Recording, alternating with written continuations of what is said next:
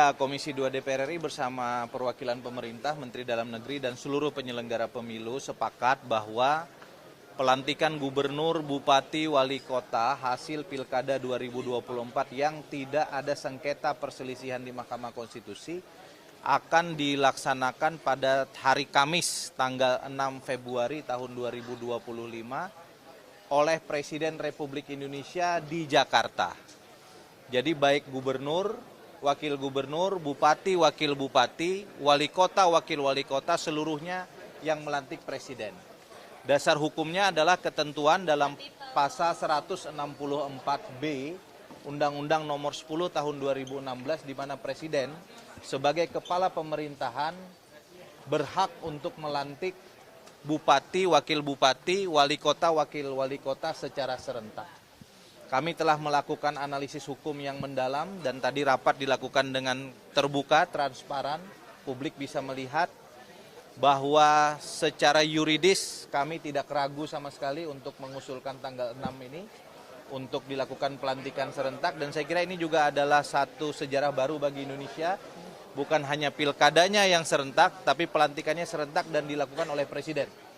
Pak Mendagri tadi bahkan mengatakan mungkin dalam sejarah bangsa kita baru kali ini Presiden akan melantik gubernur, bupati, wali kota serentak. Kalau pertanyaan berikutnya yang bersengketa bagaimana? Ya kita tunggu hasil putusan MK. Karena amar putusannya tentu nanti berbeda-beda. Yang pertama ada yang nanti akan ditolak berdasarkan dismisal proses di MK.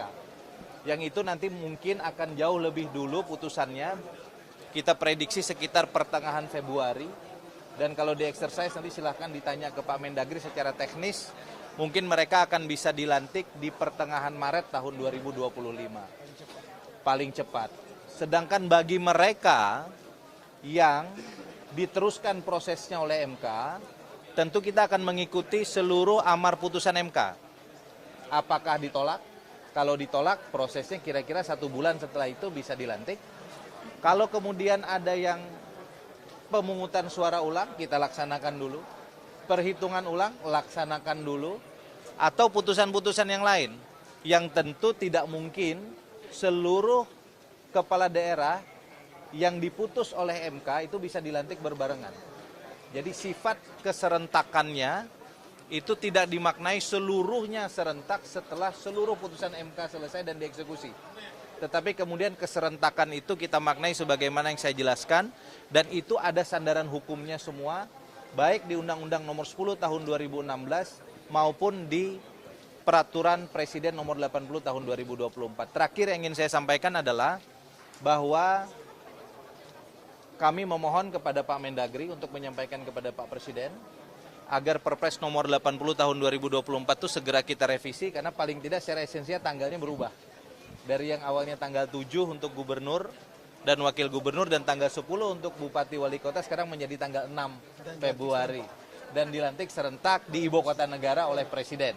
Nah, hal-hal lain saya kira kita beri kesempatan kepada Pak Mendagri. Saya berharap pelantikan serentak ini juga menjadi ajang bagi Pak Presiden untuk menyampaikan visi misi beliau dan pembekalan penting kepada kepala daerah terpilih kita agar terjadi sinkronisasi program Presiden dengan gubernur, bupati, dan wali kota di Indonesia. Dan saya kira ini menyambung ide gagasan beliau untuk melaksanakan retreat bagi kepala daerah terpilih tahun 2024. Silakan Pak Mendagri. Baik. Pertama saya menyampaikan apresiasi yang tinggi kepada DPR RI. Lebih khusus Komisi 2 DPR RI. Kenapa? Karena dari DPR RI menurut kami sangat responsif dan berusaha menyelesaikan polemik yang muncul di media massa. Pertanyaan banyak sekali, kapan pelantikan hasil pilkada serentak dilaksanakan. Terutama sebetulnya kita sudah memiliki rapat berkali-kali, exercise itu dilaksanakan, serentakan itu 2 tahapan. Kalau 1 tahapan seluruh Indonesia nggak akan mungkin terjadi. Kenapa? Karena nanti ada yang pemungutan suara ulang, ada yang kandidat punya hak untuk menggugat ketika dia merasa tidak adil, dan itu biasanya ditangani dan dilayani ya, oleh Mahkamah Konstitusi, bahkan ada yang pemilihan suara ulang, ada yang pilkada ulang seperti di Papua Yalimo dulu, ada yang penghitungan suara ulang, itu sehingga yang kita tidak tahu kapan. Sehingga yang paling mungkin keserentakan itu dari versi pemerintah dan DPR KPU Bawaslu di masa lalu, ya itu paling tidak 2 kali. 2 kali yang pertama adalah yang tidak ada sengketa MK, tapi itu pun kita lihat itu jumlahnya berapa. Kalau nggak ada sengketanya cuma 10, 15, ya diserempakkan yang besar mungkin setelah dismisal. Dismisal itu kan MK itu kan ada thresholdnya, sekian persen ya, yang bedanya maka akan ditolak. Nah, kalau ditolaknya jumlahnya besar, ya, otomatis lebih baik serempak ya waktu itu. Nah, kemudian dibuatlah Perpres nomor 80 yang intinya adalah 2 tahapan.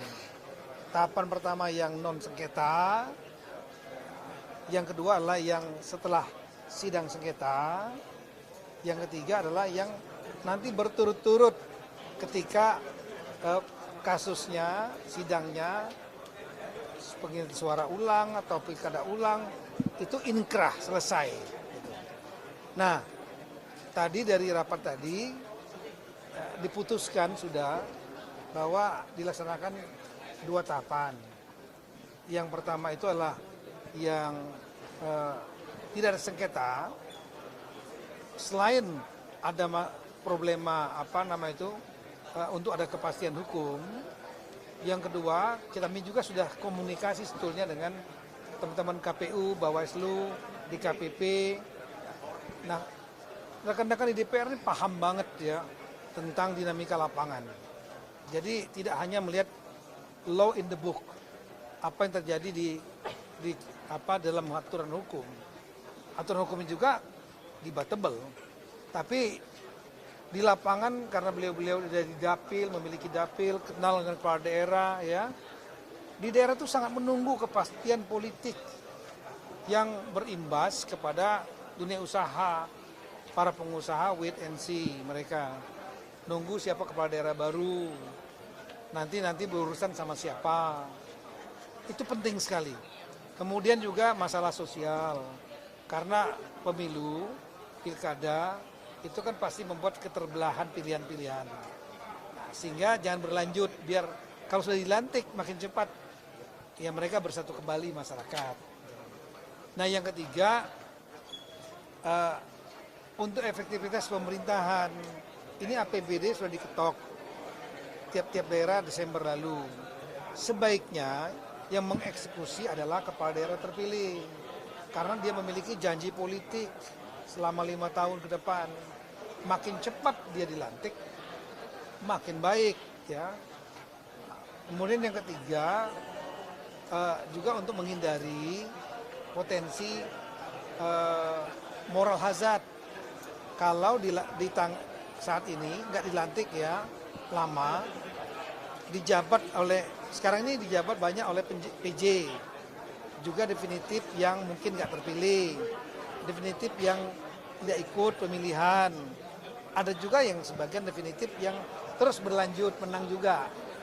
Nah ini jangan sampai nanti ada moral hazard, mutasi-mutasi yang transaksional, yang nggak bagus lah.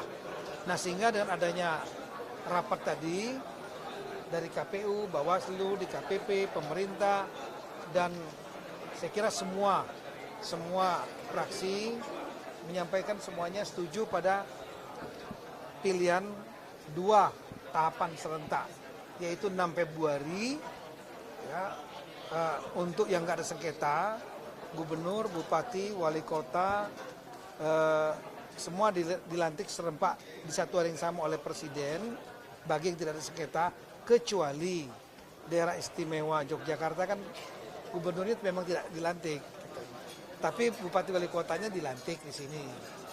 Dan Aceh itu ada undang-undang khusus, dilantiknya di ibu kota provinsi Banda Aceh oleh Mendagri atas nama presiden di depan di dalam sidang DPR Aceh di depan Ketua Majelis Syariah. Bupati wali kotanya juga sama, ada keturunan khusus, lex spesialis, yaitu dilantik oleh gubernur di depan Ketua Majelis Syariah di DPRK masing-masing. Kecuali itu. Nah nanti tahap keduanya kita melihat proses dismisal yang informasinya tanggal 13 tapi 15 diserahkan hasilnya kepada KPU. Nah kalau jumlahnya masif sekali banyak ya kita akan lakukan pilkada serentak, nanti diaturnya di dalam perpres yang nanti perpres 80 itu akan direvisi ya.